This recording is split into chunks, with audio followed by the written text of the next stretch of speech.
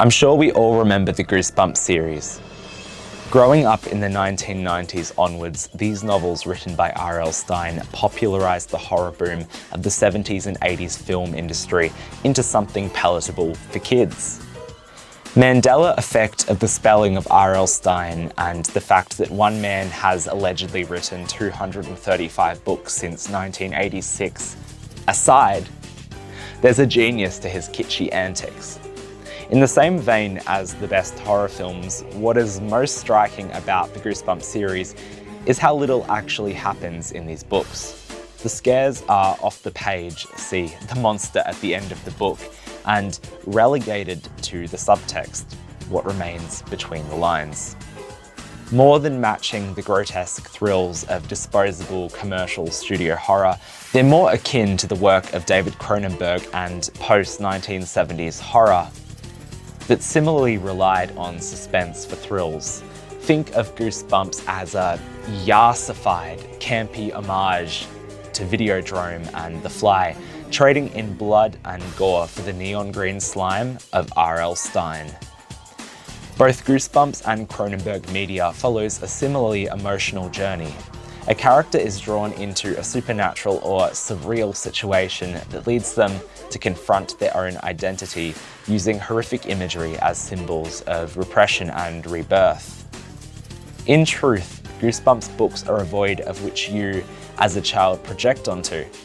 The books often shy away from including true body horror elements because they're literally children's books.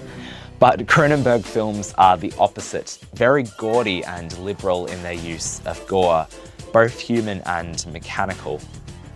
Cronenberg films use horrific imagery and themes as a means to extrapolate the grief, fears, and desires of his characters.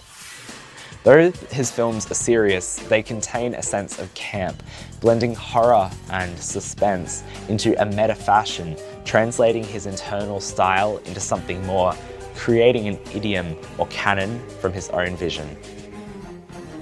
Videodrome, often treated as Cronenberg's best film, has a haunting and visceral presence that cannot be overstated.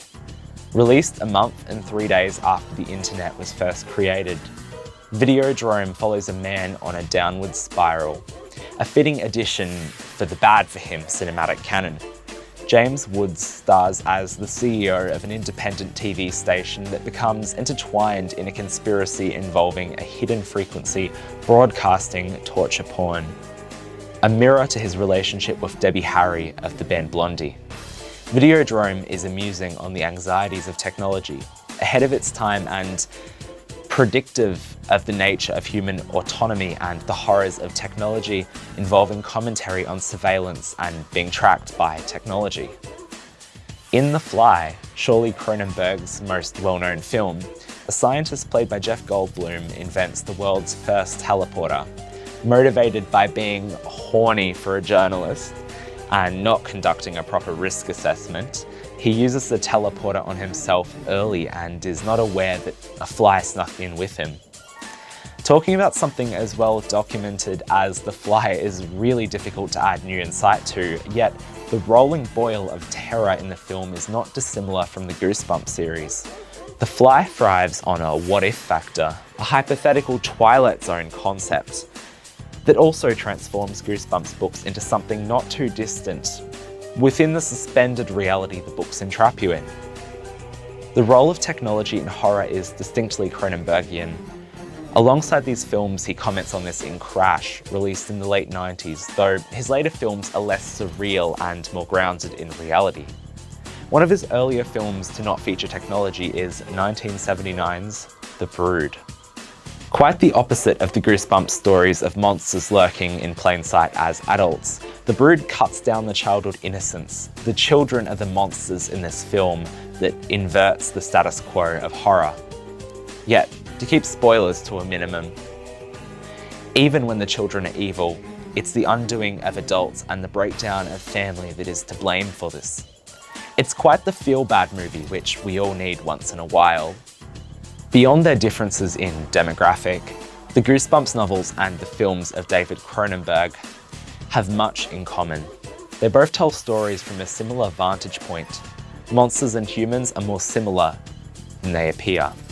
Technology is corrupted by the intentions of people, and the real monsters exist just out of sight.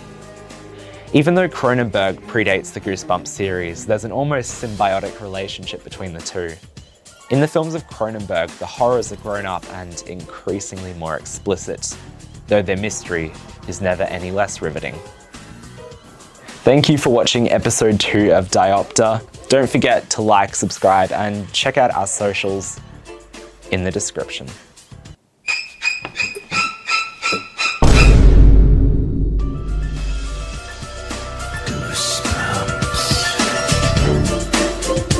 Viewer beware, you're in for a scare.